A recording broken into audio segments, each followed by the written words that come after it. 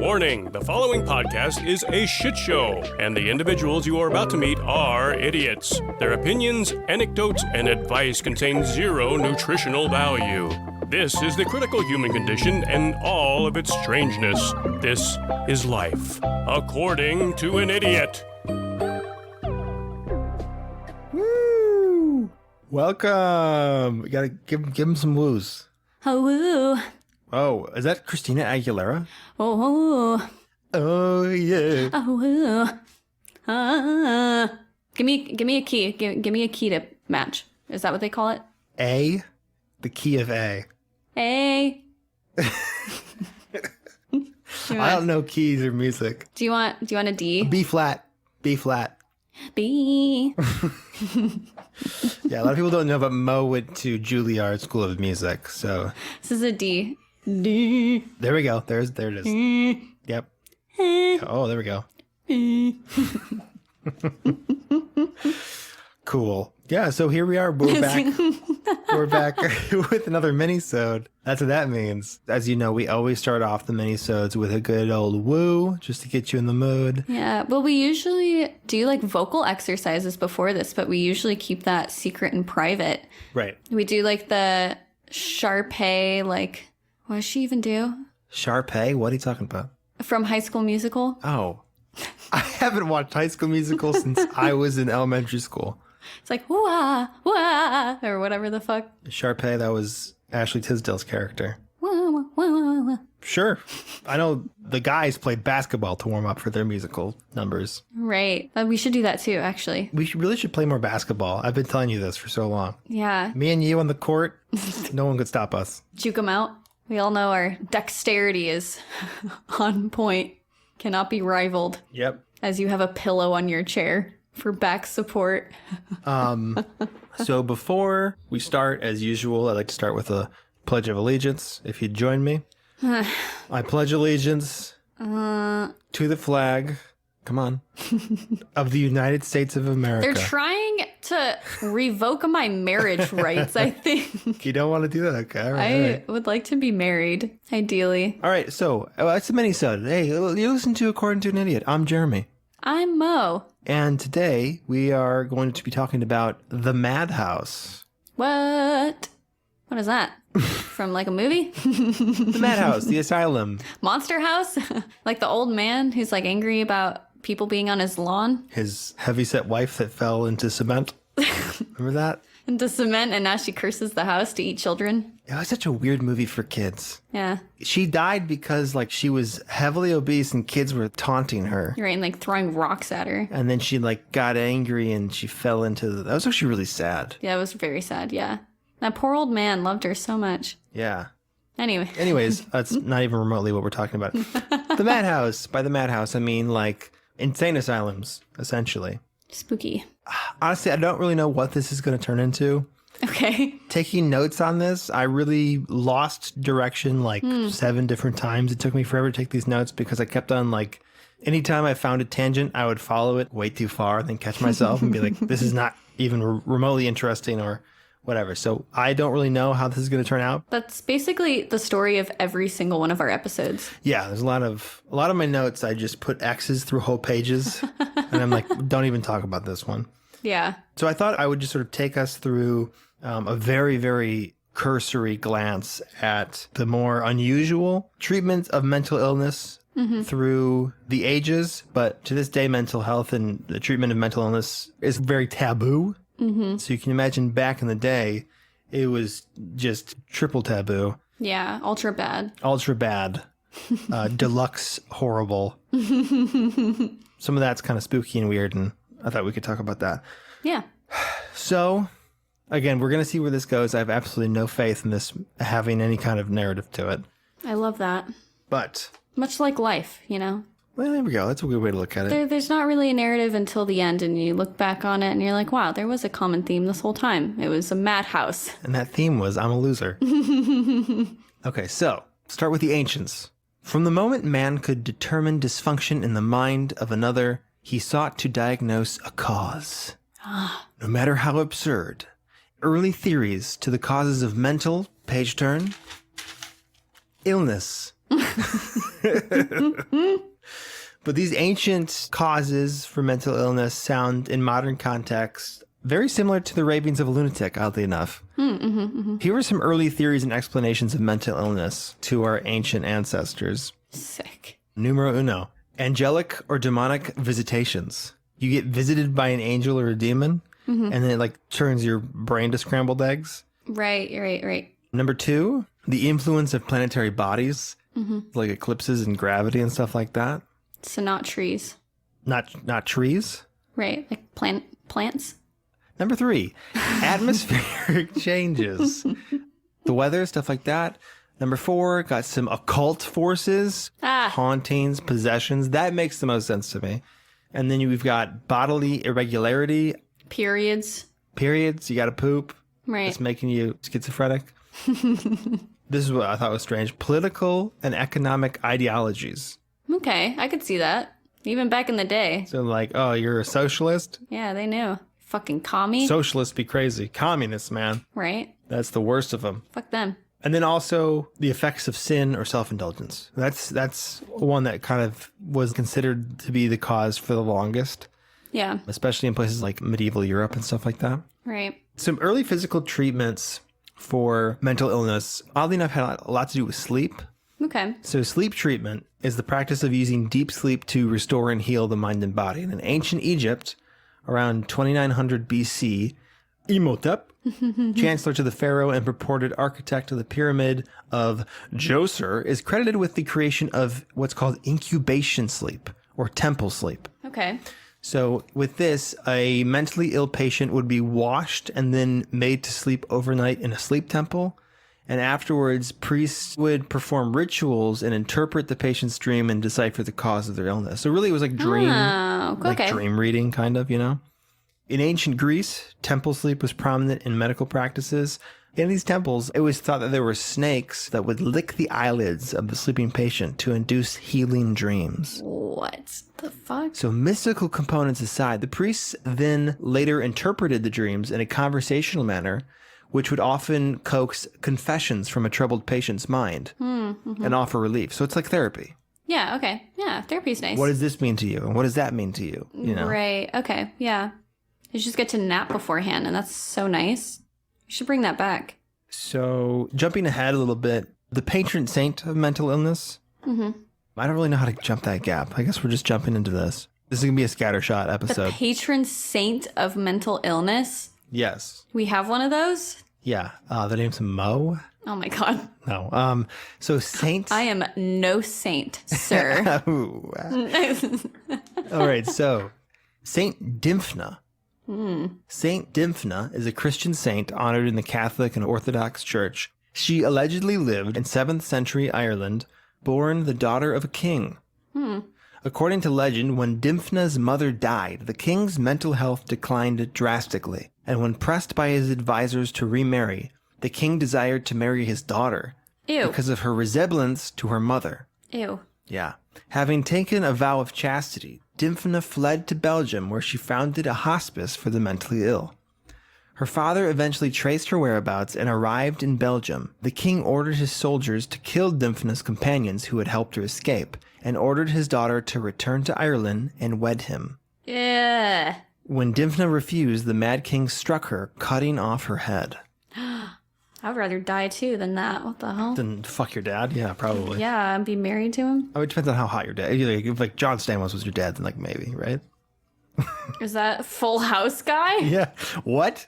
Of course that's Full House guy. Is that Full House guy? Don't tarnish him. Are you telling me a lesbian am supposed to be attracted to whoever the fuck Full House guy is? No. I think that John Stamos transcends across the sexuality spectrum.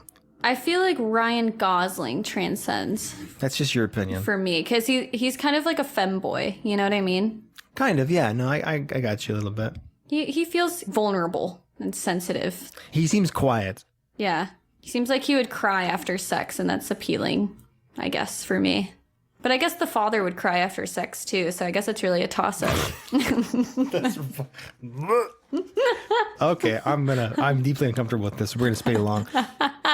Dymphna's hospice continued to thrive and expand, with the mentally ill making pilgrimages to seek psychiatric treatment at said hospice. So it sort of continued in her honor being operated, and people would come from all over to seek treatment there. Mm-hmm. So when the hospice ran out of beds, locals supposedly began taking these people in, and these people were referred to as boarders. These individuals would be cared for by the town residents while they worked menial labor in exchange for boarding. Aw, that's sweet. Yeah.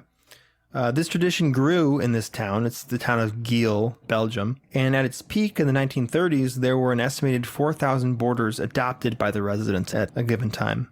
Wow. Whether the origin is actually from a girl named Dymphna, I have no idea. That could be, Right, the town legend type thing. Right. But it allegedly did grow into an actual hospice for the mentally ill. Yeah. And the town kind of stepped in. Wow, look at them showing up I know. for people in need. That's right. Imagine a country that does that. No, I just not. No, not in my country. I don't like that. I don't like that at all. Fuck you guys. If you want to suffer, that's your choosing. I don't want to help people. I want to shoot people. So Dymphna was crowned a martyr. A martyr, God bless. A martyr by the church in 620 AD for her purity and kindness, later canonized as a saint. Wow. So the miracles, when you become a saint, you become a saint because you performed a miracle. Right. I guess some miracles purportedly occurred following the discovery of her tomb. I have no idea what the miracles that happened were, but I guess after they unearthed her tomb, some guy was cured of ED, and he was like, oh, canonize this bitch. So today she remains the patron saint of mental illness, neurological disorders, victims of sexual assault and incest, depression, anxiety, sleep disorders, and runaways. So that's Saint Dymphna. Thanks, Dymphna. So just as she kind of established what they call it a hospice for the mentally ill, it's kind of like an early psych ward or psych hospital or asylum, as they used to be called. So just a brief glimpse of psych hospitals through history. Temples and churches served as a refuge for the mentally ill for centuries, from ancient Egyptian sleep temples like we talked about in the Greek healing temples to Muslim and Christian monastery hospitals. For example, monasteries would offer shelter for the ill with an infirmary and an herb garden that served as an outpatient pharmacy operated by monks. Wow, that's Pretty crazy. sick as hell.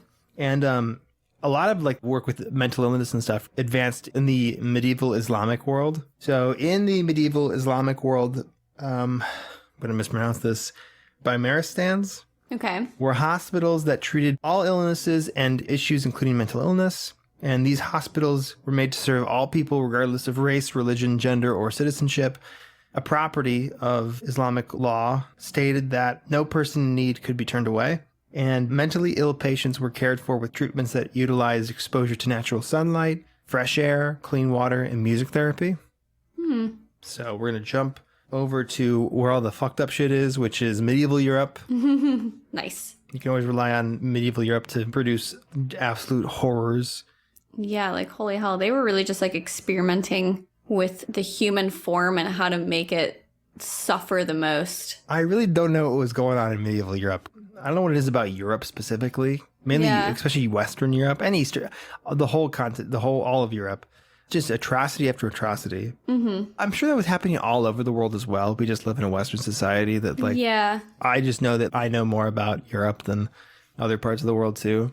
Well, they also did a lot of fucked up stuff, so I feel like it's fair to focus on them. Yeah. Sure that there were other bad things going on, but a lot of people tend to steer the conversation that way. Yeah. It's like the 1940s. Everyone focuses on Nazi Germany because that was kind of the worst thing that was happening. That was Right, kind of on yeah. the forefront of everyone's mind. And it could just be because it's also the most documented. Right. It's always kind of fun for me to hear back on old treatment methods and things because it always makes me think about how barbaric some of our current treatment methods are going to seem Yeah. in the future. Mainly chemo, in my opinion. Yeah, I'm sure most cancer treatments and things like that because they admit the way that we do it is so fucked because we just don't know a better way. Chemo is essentially, if you don't know or if other people don't know, is this just mass killing your cells. Yeah. Just so that you can kill the cancer ones. So they target it in specific areas, hoping to kill the cancer cells, but that also means you kill healthy cells as well. And there isn't a great way to specifically target cancer cells So that's why like chemo is so hard. Right. It's just like a smoke out. Yeah, basically, which is kind of like primitive. No, yeah, it's weirdly primitive for how advanced we are otherwise with medicine. It's just like, we'll cut it out and then blast it and hope we kill the rest of it. Like raising a city. Because the chemo is really what kills you. Right. Even if the cancer is going to kill you either way. So fucked. So, treatment of mental disorders in medieval Europe varied depending on the beliefs of each physician that you were kind of working with. Medicine at that time in Europe was not super organized. A lot of just people cutting things out. At this time in Europe, one common theory was that supernatural forces were to blame for any kind of psychological irregularity. The mentally ill were in effect the victim of a witch's curse or were possessed by one or more demonic spirits. Medieval doctors subscribed to the supernatural hypothesis would treat mental illness using prayer and chanting incantations or by performing a good old-fashioned exorcism as well. A more invasive procedure to expel evil spirits from patients suffering from like epilepsy was what was called trephaning or trepanning, or making a burr hole is also what it's called. So you can imagine what this is. So trepanning, I'm sure again this is not how you pronounce it, but trepanning or trepanning, because it doesn't sound like a word no matter how I pronounce it. Yeah. Is a surgical intervention involving a hole being drilled or scraped into a patient's skull. By perforating the top of the skull and exposing the outer membrane of connective tissues surrounding the brain, it was thought to relieve pressure of blood buildup that might form following a head injury. So it was also used to cure or alleviate seizures and symptoms of mental illness. Ancient trepanning, again, trepanning, whatever, I'm going to sound like an idiot to somebody who knows this, was performed to release evil spirits believed to be haunting a body. And evidence of this procedure can be found from as far back as the Neolithic period of the Stone Age. The large number of Neolithic skulls that we found have neatly punctured holes that appear rounded off by ingrowth of new bone tissue, indicating that the individuals not only had their skulls perforated, but like survived it. Whoa. Indication that it was intentional, like surgical. And also Stone Age cave paintings depict the procedure. Something that's fun about our podcast, I think, is that we do a lot of like really deep and I think thorough research. But one thing we have never done and I think refuse to do is just look up the pronunciations of things prior to. And then we're just like... That's all I was thinking about. I'm like, I should have just fucking Googled this. Right. I should just like Googled it. And I'm like, no, I'll just figure it out. I'll do it for some words. If there's some words that I just have that I know I won't be able to guess when I'm speaking, like when we're recording. That's true. You do it sometimes. I don't think I ever have. I just go in with the knowledge that I'm going to fuck it up. Yes. And I'm like, you know what? You're signing up for this. You're going to listen to me butcher this. So, contrary to popular belief, most medieval doctors didn't actually contribute mental illness to like demons and supernatural forces. It was kind of... God bless you. Thank you. And God bless America. A more widely shared belief was that mental illness came from malfunctioning organs or an imbalance of the humors. Have you heard of the humors? No. The humors, or humoral theory, was developed and adopted by ancient Greek and Roman physicians. It's also called humorism. And humorism was a system of medicine that proposed that the human body contains 4 primary fundamental elements. And these were substances that acted as chemical systems which regulated human behavior. Okay. So there's 4. Do you want to guess any of these? What do you think? So I'll give you a hint. They're secretions. Oh, God. Okay. So 4 secretions that direct human behavior. Or fluids, bodily fluids. Tears. Okay, tears. Genital stuff. Butt stuff. Hold on. Sweat. So tears, cum, poop, sweat? Yeah. That's my guess. You literally got none of them correct. So Oh my God. What? Not even poop? I'm surprised too. Not even poop. Not even poop. So Wow. here are the 4. Blood. Ah, okay. Right. Of course. Phlegm. Okay. Yeah. Yellow bile. Yeah. And black bile. Okay. It's fair enough. Medical texts from ancient Greece describe these humors as being fundamental to our mental and physical well-being. Quote, health is primarily that state in which these substances are in correct proportions to each other, both in strength and quantity, and are well mixed. Ew. Pain occurs when one of the substances presents either a deficiency or an excess, or is separated in the body and not mixed with the others. Unquote. Also, I can't remember what that quote's from. I just quoted it. I think it's just from the Wikipedia page. Sorry. So different philosophers argued what exactly these humors were and their origin. The philosopher Hippocrates and Roman physician Galen, these guys defined the humors primarily as bodily fluids occurring naturally, while others believed that these substances were created or caused by certain foods and drinks. One school of thought was that your body just naturally made these juices, and then the other school of thought was that you consumed to create more of these juices. Right. It was all stuff that you consumed. This kind of reminds me of Ayurveda. Have you heard of that before? No. I believe it originated from India, but it's like a school of thought. It has to do with body composition and how what you eat influences different factors. So each person has like a different composition of earth, fire, water, air types. I can't remember what all of them are called, but like kapha, I think, is earth. And then there's like pitta, which is fire, and vata, I think that's air. And I don't think there's a water one, but you have like a different composition of those. So if you're someone who's like very kapha, very earth, then you're probably short, kind of stocky, kind of slow. You're someone who could like use more spicy foods or like, you know, stuff like that, because it kind of counterbalances your composition. If you're like someone who's pitta and very fiery, then you need cooling foods because you're probably someone with this like... is very similar to that. Yeah, like you probably have like greasier skin. You probably are like more flush, you know, different stuff like that. If you're like... Gross. You know, if you're vata, then you're tall and lanky and... Yeah, this is probably built off of this because this is a very old theory and it was actually like in practice for a really, really long time. And it went from the Greeks to the Romans and then it ended up in Europe even. So some scholars revised the theory suggesting that the four humors represented the four elements, earth, fire, water, and air. And key authorities on the humors deny this idea, instead insisting that the humors are literal body fluids. Nice. The physician Galen theorized certain foods had the potential to trigger an increase in certain humors. So like warm foods produced yellow bile, for example, and cold foods were more likely to produce phlegm. Okay. Obviously. I would love this. Looking at the theory that these are like earth, fire, water, and air, I would love like an Avatar: The Last Airbender, but with blood, phlegm, yellow bile, and black bile. Gross. What's earth? I'm a phlegm bender. What's earth for the biles? Probably black bile. Black bile? Fire's going to be blood. Actually, no, earth might be phlegm, because phlegm is colder. What? Right? Well, water. I guess water could be cold. I just think like earth is colder than fire. Well, fire is blood. Fire. Okay, look, it makes sense. Just follow the logic. But which air should be phlegm because air's in the mouth and nose. Okay, so one thing though is that their definition of phlegm is different than our modern definition. For them, phlegm is anything from actual snot and phlegm to spit, just the clear liquids that come out of you. That's still air, I think.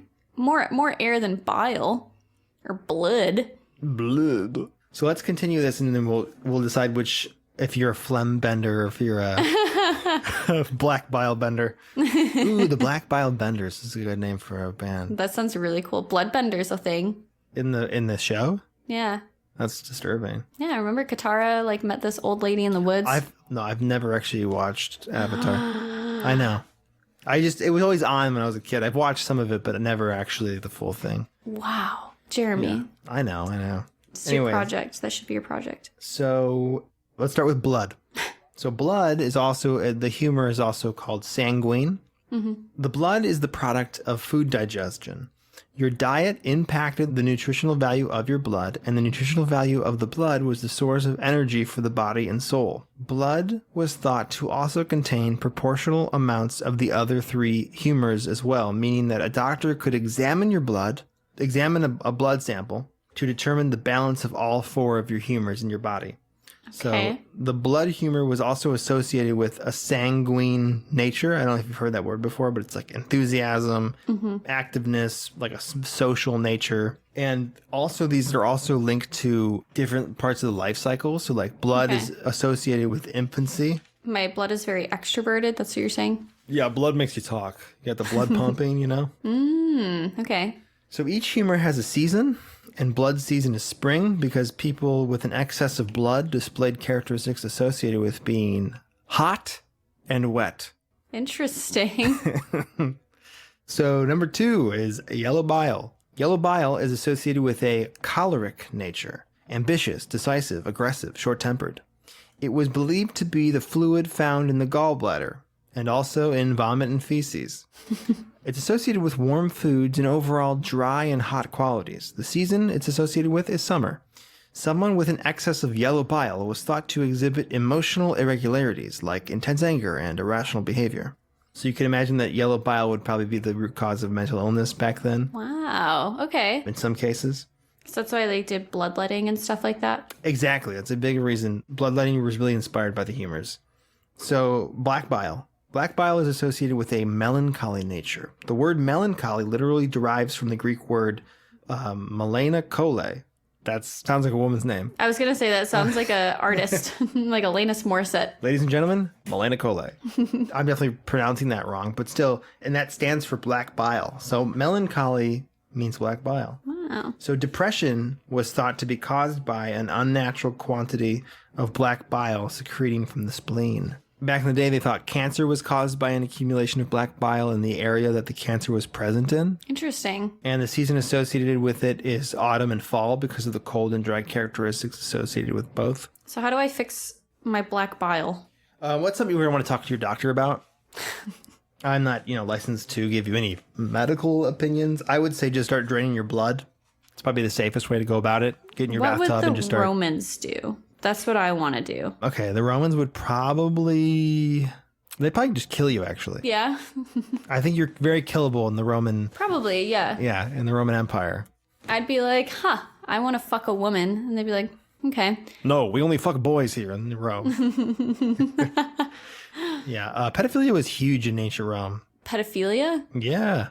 Gross. Yeah, the dudes loved the boys. Yeah, this podcast does not like pedophiles. Yeah, I wanted That's to make that very gross. clear. Very clear. We don't like pedophiles, okay? If there's one thing you should take away from this episode, pedophiles are a no. Yeah, the more I read about these pedophiles, I'm just not a big fan of them. I just can't agree. I can't agree. Call me a contrarian, but I'm just not into it. I can't approve of that. So number 4, phlegm. Let's stop talking about pedophiles and let's get back to phlegm, can we? Okay. Something more palatable. Phlegm is linked to a phlegmatic nature. Okay. Meaning unemotional, calm, and reserved. In ancient Greece, phlegm described a variety of white or colorless secretions, like I said before. Pus, mucus, saliva, or sweat. So you said sweat, didn't you?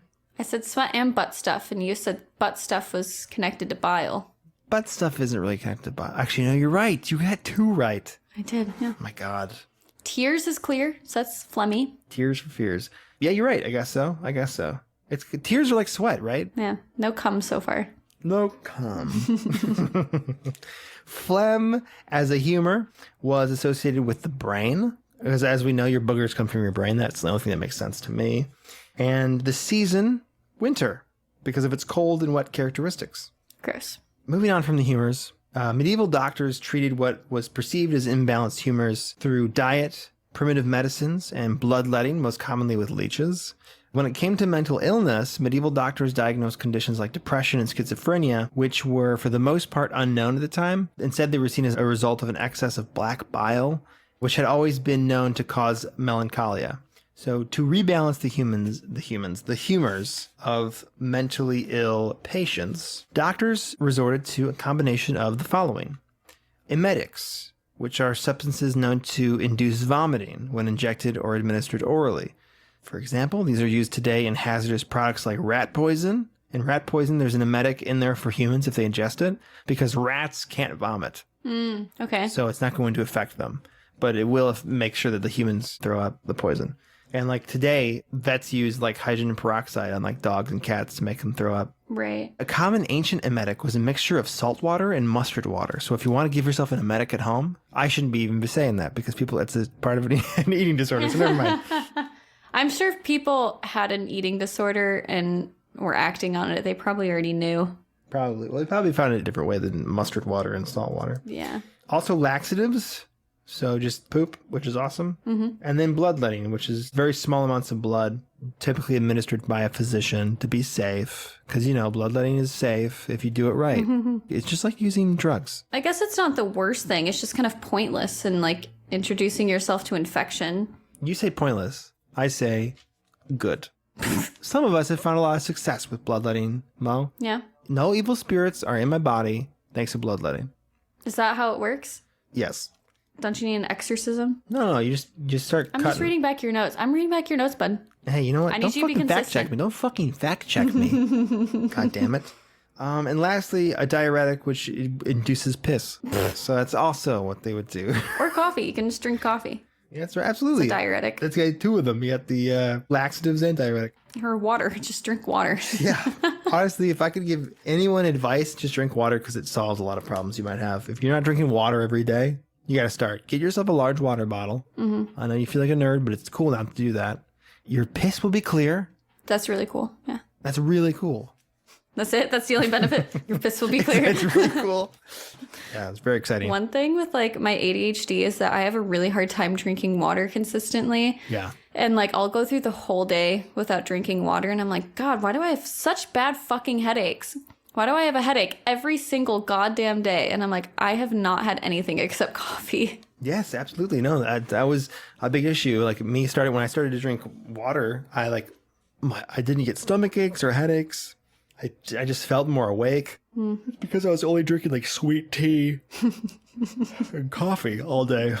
So like, yeah, no shit. That's going to make you not function at your best. So basically the mentally ill patients in medieval Europe were subjected to a slew of medical treatments, all of which shared the goal of getting as much gunk out of their bodies as humanly possible, be it blood, puke, or poop, in the hope that whatever excrement they had you spewing out of whatever hole, black bile was leaving with it. So for those suffering from nervous distempers relating to humor imbalances affecting the head and brain, knit caps called kukufas were given to patients to wear. And the hats contained therapeutic spices that were actually woven into the fabric of the hat. Wow. And there's all spices that were thought to help with mental ailments. So you're just wearing the spices on your head. I would do that now. Yeah. Just put a bunch of rosemary and a knit Carhartt skull cap. That's really cool. That probably smells amazing. Your head would be so fucking smelly good. Smelly good. Talking about pheromones. You're smelly good. Be irresistible. Yum. So oddly enough, humorism as a whole wouldn't fully fall out of popularity until the mid-1800s with the founding of the germ theory, which was a way better explanation of like sicknesses and health and stuff. Yeah. Obviously, I still subscribe to humorism. I think there's just a lot more science behind it. We can't see a germ. Yeah. After we're done recording, I want you to take the Ayurveda quiz and see where you fall. But you can take a quiz about it? Yeah, and figure out what, composition or whatever you are. Maybe we'll do that at the end. My guess is that you're a Kapha, primarily. Okay. I already forgot what that means. You're also a Taurus, so that fits. Because I'm a Taurus? Yeah, you're also a Taurus, so it fits. You're a lot of earth. Very earthy. A lot of earth. I'm full of dirt. Yeah. You're also like King of Pentacles or whatever in the tarot. Yes. I have no idea what that means. So, in contrast to the medieval Islamic world, the hospitals for the mentally ill in medieval Europe were not as idyllic. They weren't like, hey, let's just give you some sunlight and let's just, make you relaxed and music therapy, stuff like that. In medieval Europe, they called you a lunatic and locked you in a cell. Oh my God. Also, just a little warning. I don't know if I even have to say this, but the term lunatic was in common use back then, so I will be using the term lunatic. Well, it was because of the moon, right? Because they thought that the moon swayed emotions and feelings so much. So they thought that if you were hysterical, it was because of the moon. So they called you a lunatic. La luna. Yeah. Mostly women. Mostly the women. Yeah, absolutely. Well, obviously, because women are crazy, right? Right. And they're more influenced by the moon because of their menstrual cycles. Because they're freaking crazy. You can just say it, Mo. They bloodlet every month, so they're super healthy as far as I'm concerned. That's very true. Well, you know what? They actually thought with humorism, they saw menstruation as the body naturally purging out an imbalance of the humors. That's what they really saw it as before they really totally got that it was about reproductive health and cycle. So let's talk about Lunatic Asylums. Yay. This is off topic, and this also happened like 20 minutes ago. Hell yeah. But I was always told as a kid, and I'm curious if you were as well, that anytime I sneezed, then someone had to say bless you, or else a demon would enter my body. Would they say that seriously or jokingly? I'm not sure. Because I believe that's why you do say bless you. Well, no, you say bless you when someone sneezes because it was started around the time of like plague times. Because that was a sign that you were sick. Mm-hmm. Back then, it was like a sarcastic way of joking that you had the plague. Oh. Even back then, it was like sarcastic. Are assholes. Oh yeah, well, we're very dark creatures. Yeah. Yeah. So bless you, because anytime you would sneeze, you'd be like, "Oh fuck, you got, You're dead. y'all dead." So and then came the boils, and that's when you knew I better start getting my affairs in order. Joke's on you. I always had boils. Yeah. Well, you've got them all lanced now, so they're good. Well, you don't know. They came back. I'm sorry. I'm so sorry. It's that Texas heat. You're in Texas now, so you got that, All right. that heat getting to you. It's great for boils. It's great. It's great. That's why they call it Boil Country.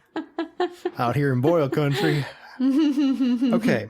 So across medieval Europe, the relatively small population of society deemed mad were housed in institutions specifically for the mentally ill. And in some cases, they were monasteries, like we mentioned previously. Mm-hmm. Now, some cities and towns had towers where the mad were confined. Other places built separate wings onto pre-existing hospitals. I'm going to talk about, I think, 3 major historical asylums. And the first one I want to talk about is the Narrenturm Asylum. Okay. The Narrenturm, which is German for the Fool's Tower, was built in Vienna in 1784. Okay. So it was built next to the old Vienna General Hospital, a 17th century military hospital that grew into a sprawling complex with students and staff housing, numerous patient wards, maternity ward, orphanage, and of course, a lunatic asylum. So the Narrenturm is the single oldest building for psychiatric patients in all of continental Europe. Wow. It consisted of a 5-story circular building resembling a fortress. It contained 28 rooms plus a central chamber. Altogether, there were a total 139 individual cells to hold patients. While windows are featured around the building, you can look at photos of this if you look it up. There's windows all around the building, but there's like slit windows. So it's like a sliver of sunlight can get through. Mm-hmm. So there's not much natural light, which is ironic because like natural light helps you for some reason mentally to heal.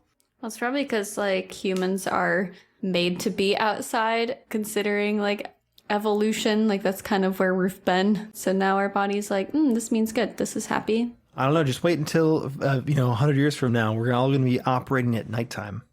I'm predicting it now. You think in 100 years? I would say sooner than that. All of us are going to. 100%. No. Here's the thing. Listen, Mo.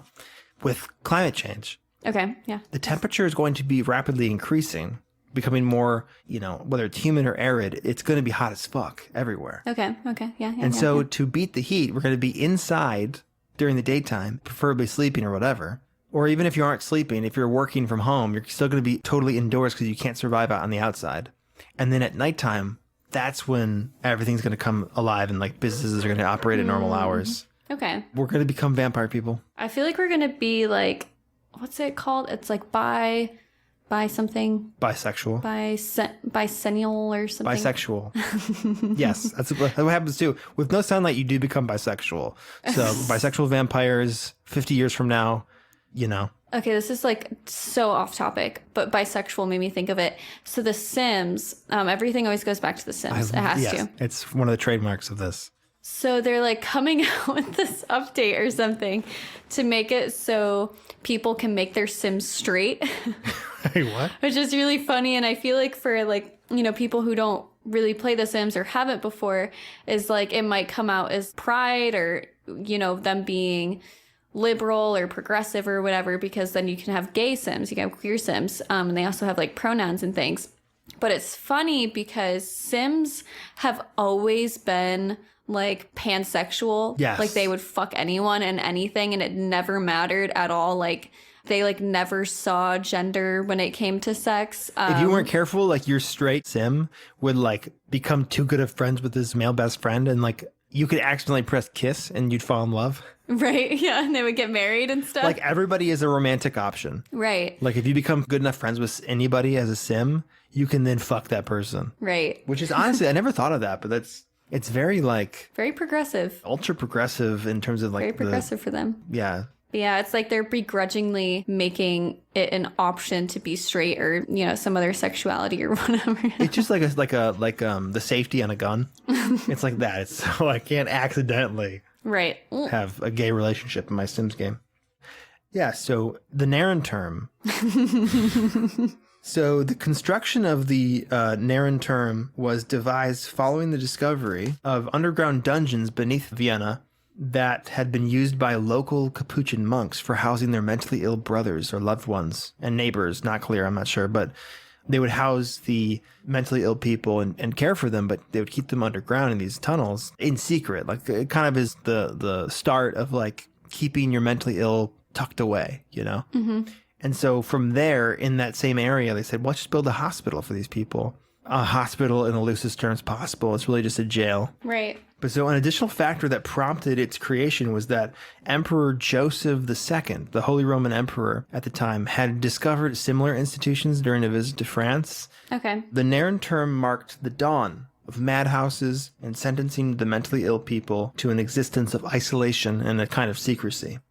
So while marketed as like a psychiatric hospital in a sense, it was more like a prison. Each cell had metal barred doors and chains for restraining the inmates. Damn. So on a similar note, there's the old Hotel Dieu. The Hotel Dieu in Paris remains as the oldest hospital in the city and the oldest hospital in the world to still be operating. Granted, being so old, the Hotel Dieu was ravaged by fire multiple times, resulting in many like restorations and reconstructions. It was rebuilt in its current location between 1867 and 1878. So we'll be discussing the old Hotel Dieu. So the old Hotel Dieu was supposedly founded by St. Landry in 651 AD as a hospital dedicated to St. Christopher. St. Landry is remembered for his charity and ties to healthcare, which is why he's associated with his hospital. Specifically during the famine of 650, then Bishop Landry is said to have sold all personal possessions to feed the poor. And the miracle that made him a saint was, I guess, a guy with a really gross, swollen head and with a red rash all over his face. He kissed St. Landry's sweat rag and he was suddenly healed. That's why he's a saint. Okay. So he's like all about healthcare and stuff like that. So, however, the first known recorded evidence of the hospital only dates back to 1829, not 651. But that's still old as fuck. That's still like a very, very old hospital. Mm-hmm. So like other hospitals of middle-aged France, the old Hotel Dieu was started as a place catered towards the large population of poor citizens in Paris. Poverty was widespread, and the upper and noble class scum of the city felt obligated to aid their pitiful peasant neighbors by helping to finance the creation of early hospitals, which resembled a hybrid of like a monastery, a homeless shelter, and like a free clinic, essentially. That was popular in a lot of middle-aged European places. The wealthy would fund poorhouses that also served as like mini hospitals.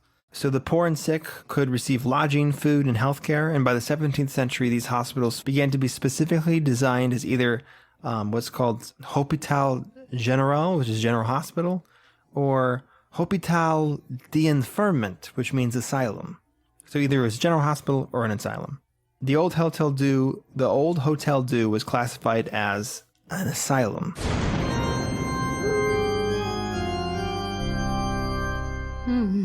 So by the 18th century, hospitals across France were notorious for horrible sanitation and poor treatment of patients.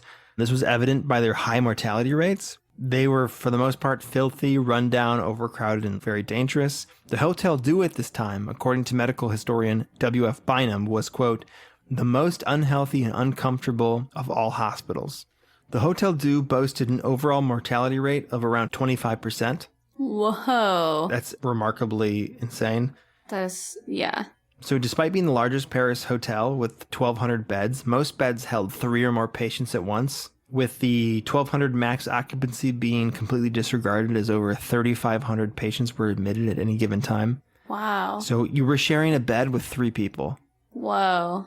For example, at the peak of its historic mismanagement, women were giving birth in shared beds with other patients suffering from any variety of sickness because there was no separation between patients with severely contagious diseases. Whoa. So women were giving birth in bed with people that had like leprosy. Wow. And plagues. So that's why like infant mortality especially was just through the roof because there was no sanitation whatsoever. Wow. So horrific. During the Black Plague, back in 1347, the overcrowded hospital had so many corpses that they resorted to throwing bodies into massive, shallow grave pits, like mass graves. Mm-hmm. And later on, as the bodies began to decay, it would have produced heavily concentrated pockets of methane that escaped through the shallow grave covering. And the organic decay of the bodies combined with like organic plant decay would release gases that caused an observed natural phenomenon called atmospheric ghost lights. Okay. A flame-like phosphorescence appears as like a hovering or fleeting ball orb, like form of gaseous light, and it'll come out of the ground. And so this phenomenon commonly occurs in swamps and marshlands where like organic decay often releases from loose soil as gas. Wow. And this is why I didn't really ever put this together, but this is why old UFO sightings are blamed on swamp gas. Cool. I had because no you idea. see a light in the sky and it's actually ghost lights. Wow. It's just from, yeah, right? Isn't that I want to look up pictures of this now. Isn't that I'm bizarre? curious. But anyways, Paris and the surrounding region is actually a swampy plain. So that's why it was also very common. And so here where you had all these mass bodies emitting these gases as they're decaying, along with the swamp like flora, vegetation rotting as well, you would get these, specifically by this hospital, you'd see these little ghost lights. Wow. They're so pretty. Oh, that's like why they're called like will-o-wisps. Exactly. So when locals caught ghost lights rising from the burial site of the dead asylum patients, rumors spread about their spirits haunting the old Hotel Dieu. Right. And its grounds. So, I mean, possibly pure urban legend, but it said that some catatonic or comatose patients were dismissively considered dead and buried while still technically alive, with rumors of muffled moans and screams overheard from the asylum cemetery. Nice. So it also added to the lore around the mystery. Hotel Dieu.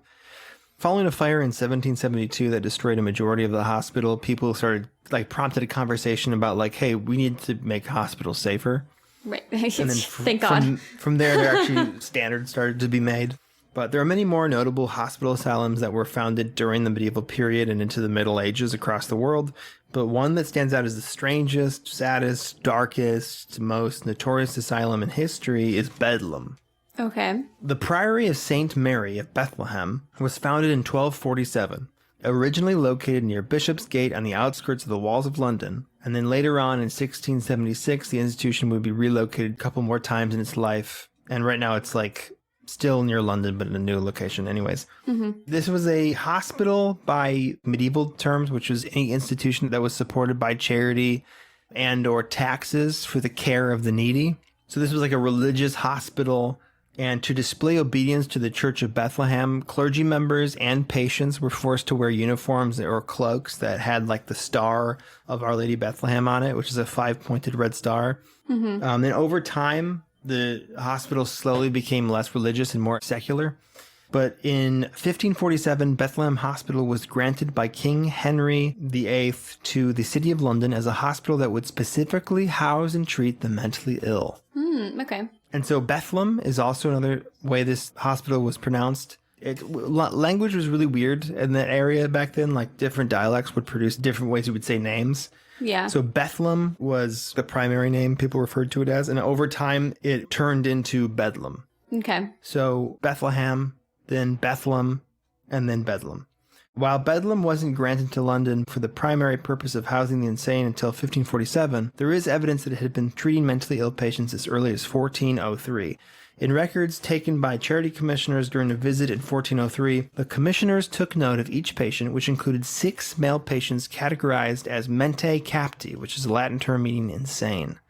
In those same records, the commissioners logged various supplies and instruments present in Bedlam during their visit, which included the following questionable items: 4 pairs of handcuffs, 11 metal chains, 6 locks, which were used to either seal people in their rooms or tie them up in chains, 2 pairs of stocks, which are used to restrain a person's feet while they're beaten, Nice. Okay, so the people that came to Bedlam for psychiatric reasons were not really treated there as much as they were put into medical confinement, as it was called, because they didn't really know what to do with them. They just sort of kept them in place. And as long as you were quiet, you were fine. Bedlam is characterized by being like horribly mismanaged over the time it's been around. A lot of the masters, as it was called, of the Hospital of Bedlam siphoned any donations into their own pocket. Yeah, just a misappropriation of funds, which really affected the patients because all the patients were living in like absolute nightmare. Around the 1550s, the hospital initiated a new means of garnering cash, and that was patients with identification bracelets were sent out into the city of London to beg for money to support the hospital's maintenance fees. So they would have them wear an ID that showed that they were, they belonged to Bedlam, but they would send them out to like panhandle. So this got the general public more familiar with Bedlam and fed into its infamy. And in the late 1500s, the beggars known as Bedlam's Poor were listed as one of the main sights of London. Wow. As Bedlam's reputation grew in 1598, Bedlam's overseers opened their doors to tourists and public visitors, so spectators could pay to walk around and watch crazy people. Wow. Essentially turn it into a human zoo. Ugh. So this gimmick netted the asylum around £400 a year, which is in today's money is like £85,000, which is like $100,000 Wow. today. It made them a ton of money. Visitors ranged from the lower class to the elites, and according to surviving records, even the Pope had made a visit to look around it. Wow. It was for entertainment, which is crazy. And I bet none of that money went to the patient's well-being. No, not at all. No, not at all. So one thing I thought was funny is I found this in this book that I read called Ministering to the Diseased Minds, A History of Psychiatric Treatment by W.L. Jones.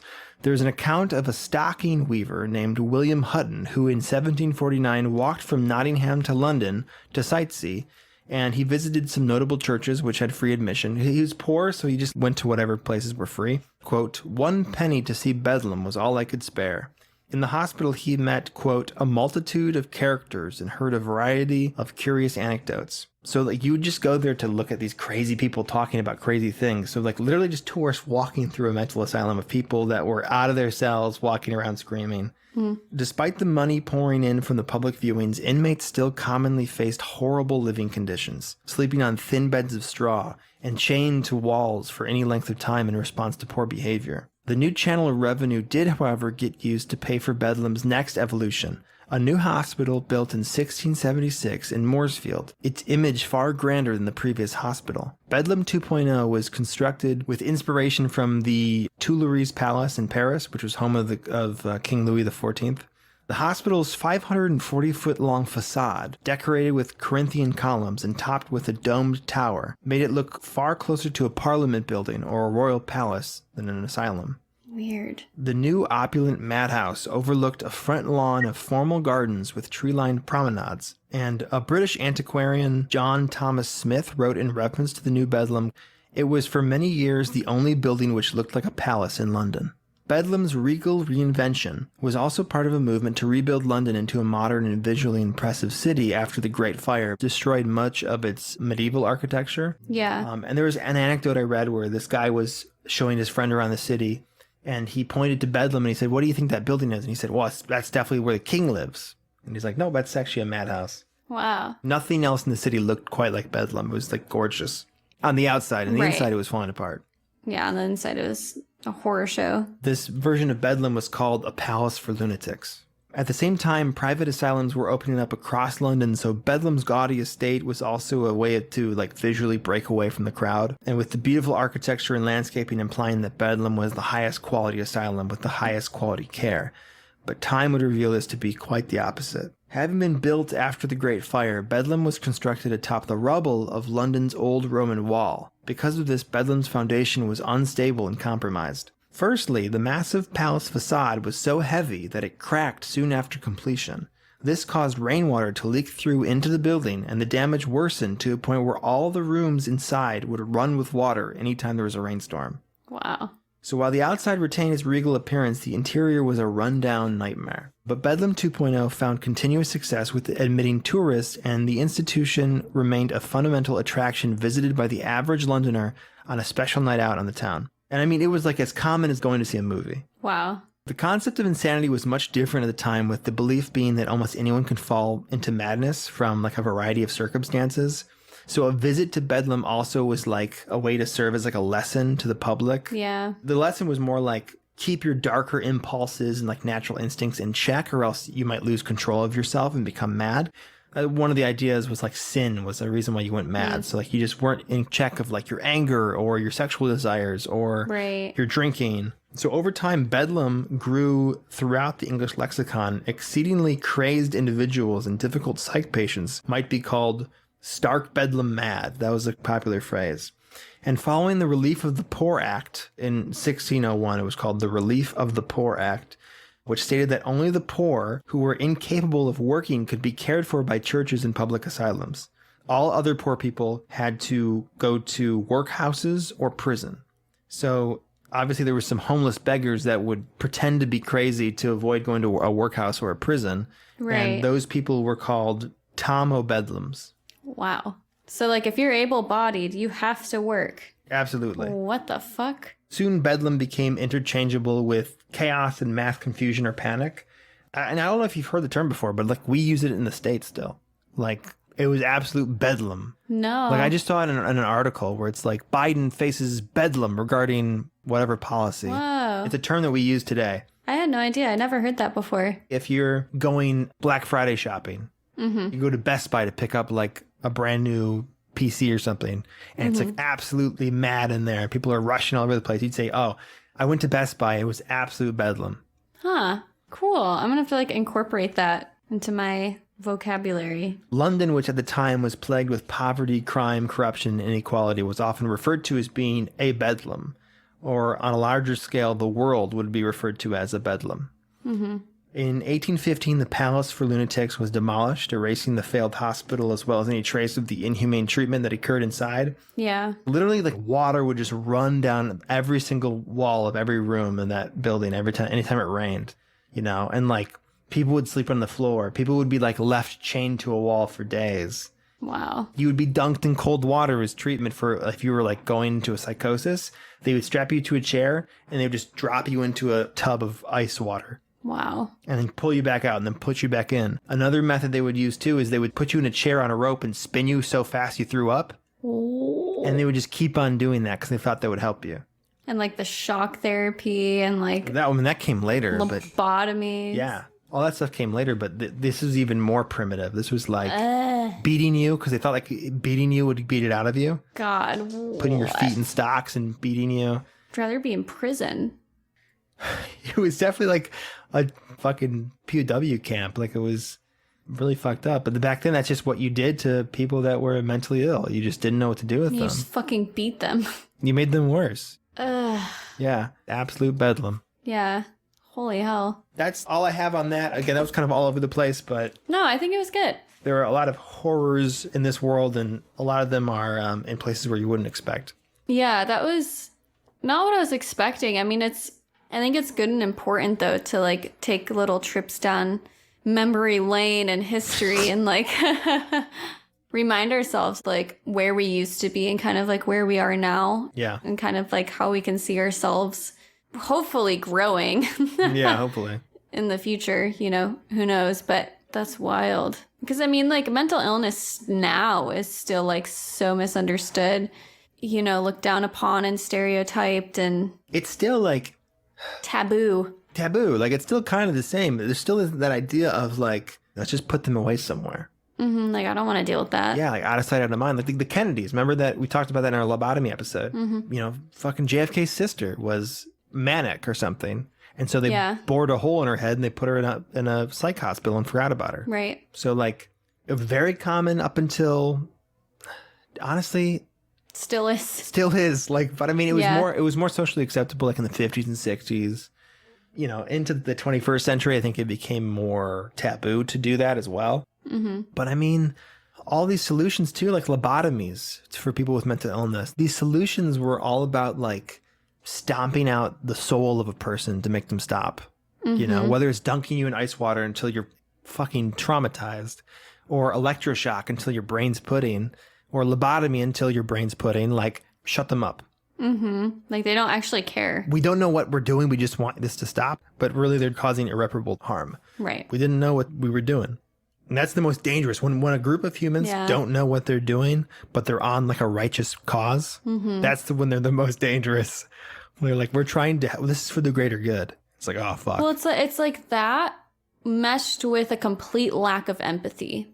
Yes, because they othered these people. Exactly, because like The othering. they didn't see them as like humans anymore. They saw them as a problem to be fixed, and they didn't see them as like beings capable of like experiencing pain or misery anymore. They weren't able to see like, if this happened to me, that would be really horrible and I would hate that. Therefore, another person would hate that. They're just like, well, this is what we have to do to shut you up. Yeah, we've got to fix this. And at a certain point, you're just fixing it for yourself. You're just like, this patient's a big nuisance to me. I'm going to chain them to a wall so they don't do anything for a couple days. Right. It's out of sight, out of mind. Out of sight, out of mind. Exactly. I'll check in on you tomorrow. You'll be fine. Like, what? Yeah. Well, thank you for going down that dark hole. I feel like now we're balanced out. I did lobotomies and now you've done asylums. Yeah, there we go. Our dark mini-sodes.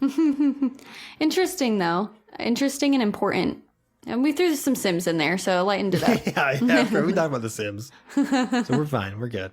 Oh, Ayurveda. Did you want to take the quiz? I can already tell you from just reading the descriptions. I'm Veda. Vata? Oh, Vata? I'm Vata. That makes sense, actually, yeah. Mainly, I'll be honest, mainly just because I saw trouble sleeping, constipation, forgetfulness and anxiety, highly sensitive to cold, overwhelmed, prone to poor irregular appetite, naturally kind, creative, energetic, easily distracted. Mainly the constipation and forgetfulness, anxiety. Yeah. Yeah, I'm not finding any quizzes here, though. Should A be lot some. of this is just like snake oil stuff. It's like trying to sell me. Yeah, a lot of it is. A lot of it is for sure. But it's kind of interesting, though, because, like, I'm a 50-50 Kapha Vata, which is peculiar, I guess, for doshas. And the things that they say, like, you probably like this food, but not like this food, and blah, blah, blah, blah, whatever. And I'm like, wow. I can't remember which one, but one of them, salads are too cool of food. Like, to counterbalance my type, I should eat more warm foods. And I love warm foods. And I hate salads. It's like too cool and it's just gross to me. And I was like, it's the first time anyone's ever validated my cold salad, my dislike complex for salads. Cold salad complex. That's gonna be your debut album title. I'm taking a quiz right now. I found it.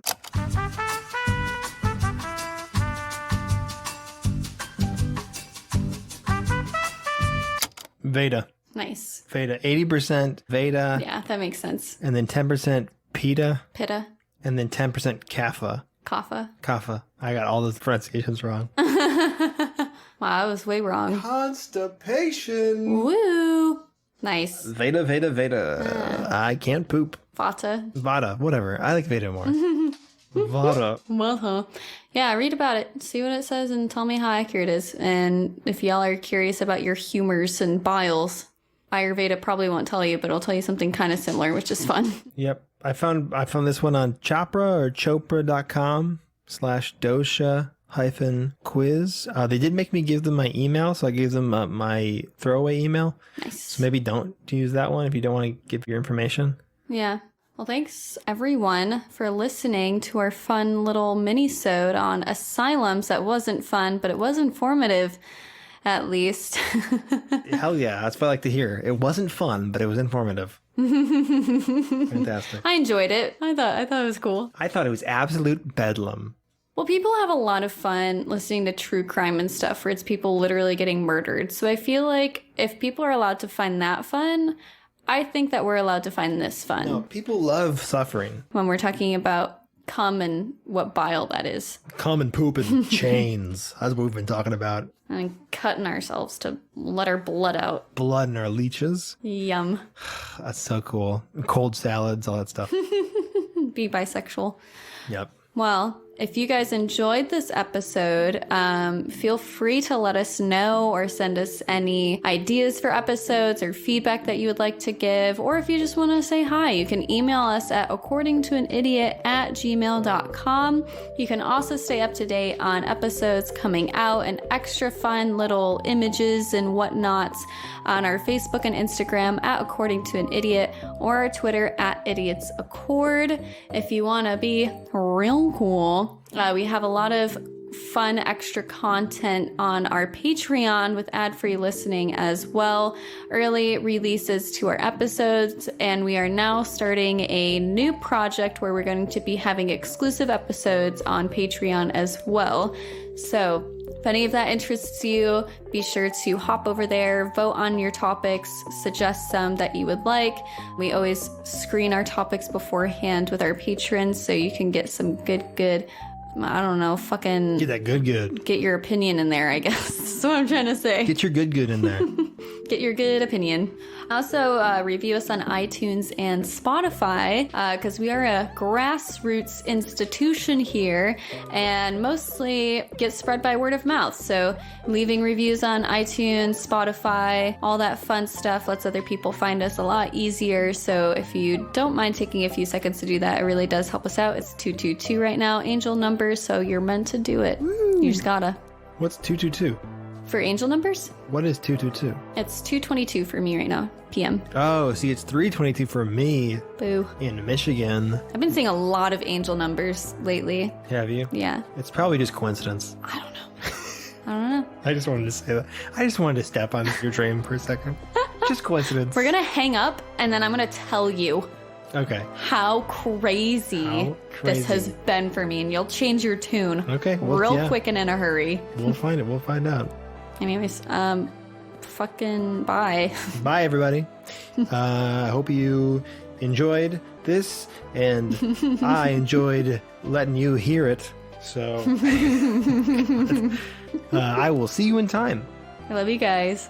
Bye. Bye.